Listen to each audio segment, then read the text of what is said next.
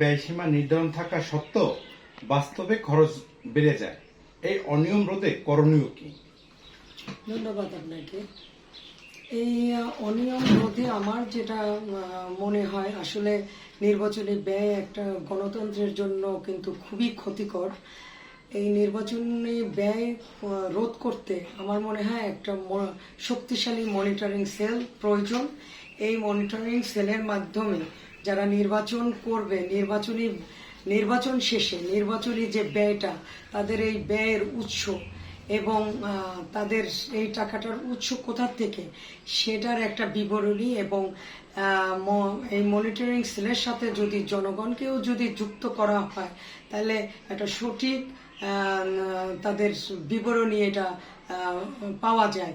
এবং এখানে যদি জনগণ যদি এখানে সচেতন থাকে এবং তারা যদি এটার সাথে যুক্ত থাকে এই সেলের সাথে, তাহলে আমার মনে হয় যে নির্বাচন যারা করবে তাদের ব্যয় সীমা নিয়ে তারা চিন্তা ভাবনা করে তারপর ব্যয়টা করবে। কারণ এই ব্যয় উৎস এবং ব্যয় সীমাটা যদি তারা দেখে এবং পরবর্তীতে এটার জন্য যদি কোনো শাস্তিকর ব্যবস্থা গ্রহণ করা হয়, তাহলে আমার মনে হয় এই নির্বাচনী ব্যয়টা অনেকটা রোধ হবে।